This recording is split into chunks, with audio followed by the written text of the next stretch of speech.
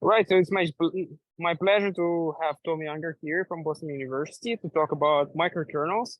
And I would say it's not just a work; it's more like an approach that is really thought-provoking. So, Tommy, uh, here's the virtual mic to you. Sure. Well, thank you very much. So yeah, my name is Tommy Unger. I'm over at Boston University. I work with a team there. My advisors, Jonathan Apavu and Aran Krieger, as well as some mentors over at Red Hat. So this work has been a collaboration between both BU and Red Hat that's gone on for, I think, about 5 years now. We've definitely been after it for a while. I hope I'm sharing a screen at this point. Could someone give me a thumbs up if that's the case? Yes, it's visible. Okay, great. Good.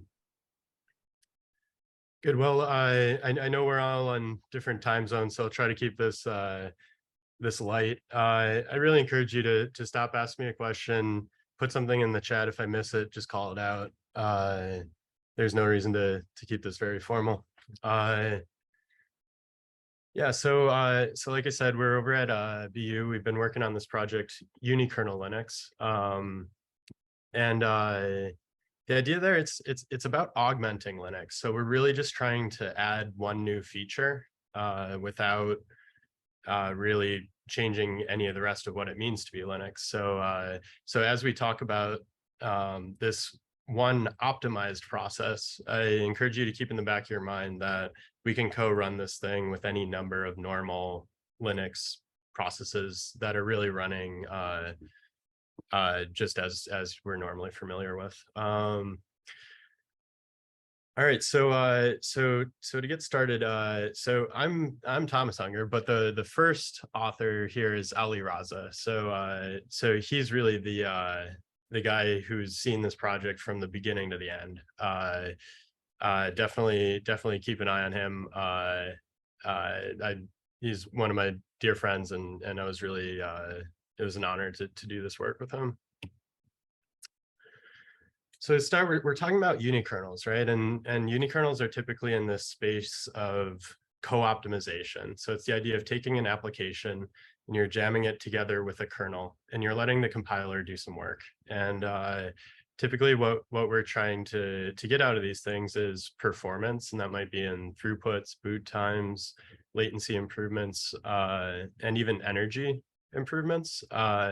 As we specialize these software environments, both the system and the application, typically towards a single application's goals, right? So here's a couple examples. Unikernels in the wild. Unicraft is a popular unikernel out there. So we're seeing 166% faster on some of these core data center workloads like Nginx. EBRT on the right, that's our group's in-house unikernel. And we turn that one towards the memcached application, right? So some context for this talk, we're really thinking more about data center optimization. So, data centers will dedicate tens of thousands of servers to these single programs like memcached, like Nginx. So the opportunity there is if you could double performance, without compromising elsewhere, you could really hope to take potentially tens of thousands of servers out of the out for this given application, right? Free them up for other uses, reduce your power, so on. And the types of performance optimization we're seeing is really extreme here. So on that right, this is a throughput number trying to be bounded by an SLA in terms of latency. And what we're showing here is that at EBRT, our in-house unikernel is doubling throughput compared to a really well-tuned Linux. So we love Linux. We really love it for its compatibility, but there might be something to bring to the table in terms of performance. The question's here, right? So if these unikernels are so fast, we should be absolutely tripping over these things, right? They should be everywhere. Made this joke during Eurosys because the talk section we were in was called miscellaneous number 2, right? So the talk section wasn't how unikernels saved the day. It was it was a bit of a humbling talk title miscellaneous number 2. We're in a little bit of a niche, but we're hoping to break out. So in terms of trying to address that question, right? Why aren't these unikernels absolutely everywhere? I think one useful answer can be found in this tension between performance and compatibility. So I think we're familiar with performance, but let's dig in a little bit on that compatibility side. So what I'm talking about here, there's a number of parts to it. So on the one side, it's software, right? So this is just what applications do you support? Are you manually porting them to unikernel environments?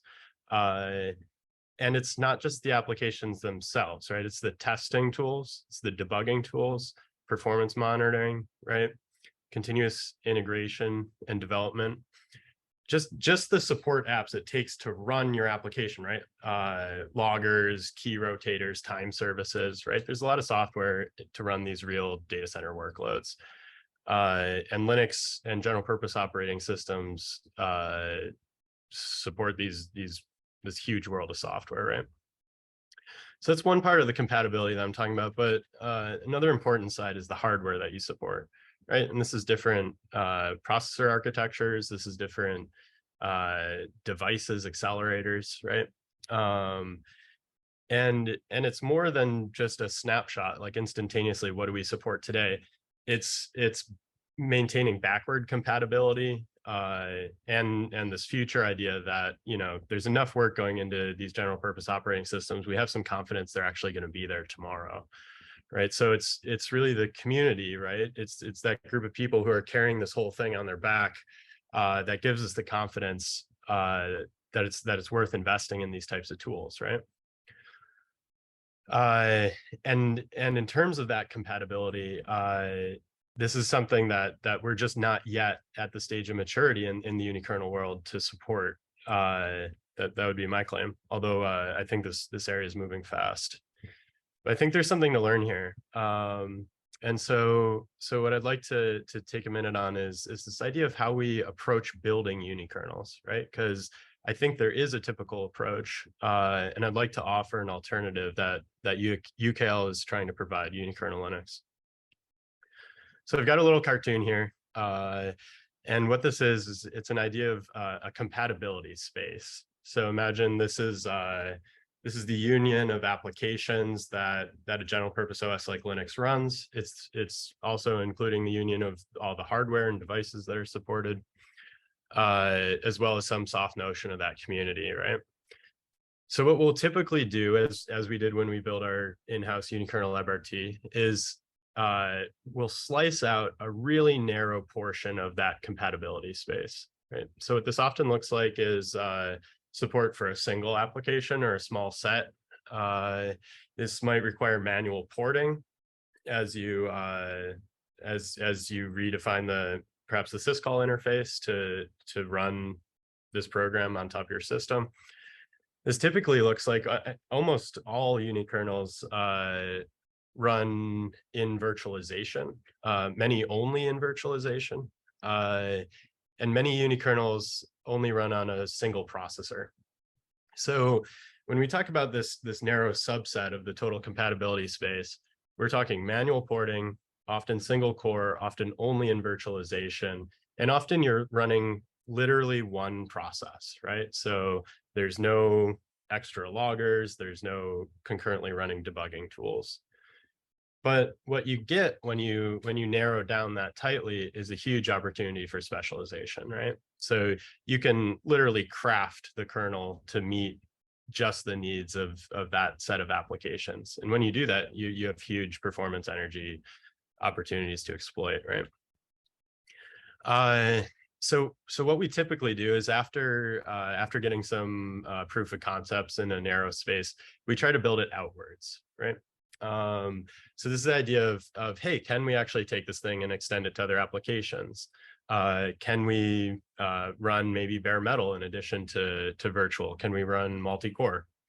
And we're kind of building from the inside out towards a larger degree of generality, and we're hoping to find find a balance point where we're really offering, you know, better performance, but maybe not that full compatibility of Linux. And again, please interrupt me if I'm losing you at all. So that's what I call the typical unikernel approach. And one of the challenges is that after you've done that work, so after you've defined that space and build it out, the challenge is that you're still on the wrong side of a network problem, right? So you've got this great technological solution, but you're still trying to pull defectors over from general purpose OSs like Linux.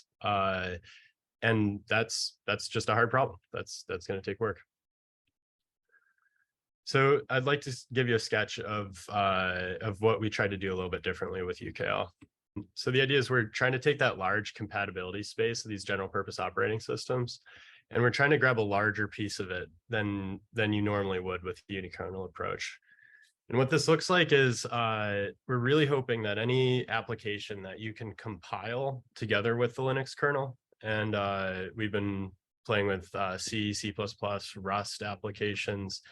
The goal is, the horizon is that any application you can compile into the Linux kernel, you can run as what we call our base model. And because we grab such a large portion of this compatibility space, it's not going to start with a high degree of specialization. What we're going to enable is incrementally the ability to apply step by step a couple of unikernel optimizations that are actually going to start to win back some of that performance, some of that latency, some of those energy wins. So in terms of an approach, we're trying to take a different tact here and maybe turn this thing inside out. We hope what we're going to do here is we're going to retain that that community, especially if we can upstream this back into the Linux kernel, that we're going to maintain the Linux community behind this thing. So a couple of notes on why this thing took us 5 years to build. Some of the challenges here were, well, when you get to build a clean slate unikernel, right, you get to define exactly the kernel that's going to support your application the best, right? That could be, for example, when we built EBRT, we used a event-driven model, right, just to match perfectly a in-value key memory store like memcached, right? So when you get to define your kernel model, you can pick exactly what serves your applications best. Instead, we had to work with whatever Linux had to offer. And the observation there is just the application, the kernel code bases, they've always been separated by this idea of privilege, right? So they weren't designed to work together. So a big part of this work was lifting out what we call these invariants. So just these properties of how the Linux operating system works, and to make a mapping, to make a correspondence between the kernel and the application world. And what that really came down to was nailing these transitions, right? So the way that we talk about these, we talk about a user execution model and a kernel execution model. And we can get into these, especially in questions at the end if people like, but it's just the observation that these are two different worlds, right? So in the user world, we have large dynamically faulted stacks. For instance, we have thread local storage, support for hardware optimizations like the x86 red zone, different ideas of preemption, library support, right? In the kernel, it's very much the opposite on a number of those points, right? Small fixed pinned stacks, no thread local storage, but per CPU memory, and differences in how preemption works there. So what it comes down to in marrying these two worlds, so if we're going to compile an application into the kernel, we still have to nail these transitions and make sure that we don't leave anyone halfway in between the user and kernel model. Fixing these up really was the bulk of the work. In terms of the core design, I'll talk about 3 points. We'll hit the address space layout, those transitions I just mentioned and tracking them, and then the set of optimizations that we apply. So first, let's do a quick review of what the Linux process address space looks like, right? In these low addresses, we have running in user privilege, we have our applications, right? Our binaries, our dynamically allocated memory. And then in the upper half of the address space, we have our kernel, the kernel binary, and the various data structures that it's maintaining. The only difference, and again, UKL is running both optimized processes. So this is the Unikernel, but it's also co-running standard Linux processes, right? So the normal Linux processes look the same; they're unchanged. The only difference for the UKL optimized process, well, there's two parts. One, it's the kernel binary, so the code and the data sections of those ELF files, right? The initialized data, those are compiled into the kernel, right? So this is where some of the classic Unikernel work is looking for performance advantages in this code compilation. We'll talk about we'll get into what this enables for us in terms of Unikernel optimizations. But one of the design points here is that we're leaving all the dynamically allocated regions of that optimized process in the lower half of the address space, right? So there's no changes to those dynamically allocated storage regions, and that's just less to track, less to change. And then the second main difference here is that the whole thing, this whole domain, is running with kernel privilege, right? So this is a world where, you know, if you divide by 0, you can panic the whole node. And again, we're looking at these these cloud deployments where really you're focusing on the performance of typically a single application, right? So that absolutely becomes part of the trusted compute base. All right, so those transitions we mentioned, right? So a standard Linux thread has some really tightly guarded and narrow transitions, right? You go from being a user thread, you issue a system call, you turn into a kernel thread. I'm showing in orange, you're taking on kernel privilege there. Then you return from a syscall. You change both your code base. You're going back into application code in user mode. You suffer an interrupt, go back into the kernel mode, and return your user thread, right? So that is going on in the system. At the same time, there's also the UKL optimized process, and it's making those same code base transitions, but without the associated mode transitions, right? So we're running in user code in kernel mode, and then as we, for instance, issue system calls, we're remaining in the kernel mode of execution, and as we return from them. Now, there's also a couple custom entry points that we make use of, and so we use these kind of the application has this ability to use the kernel as a toolbox, right? So it can make subroutine calls into the kernel, and we found that we can do this, for example, to enable shortcutting, right? And that's really the basis of where we're getting our optimization opportunities here. All right, so let's move into those optimizations themselves, right? So here's a cartoon of a user process running in user mode as it's issuing system calls down into the kernel.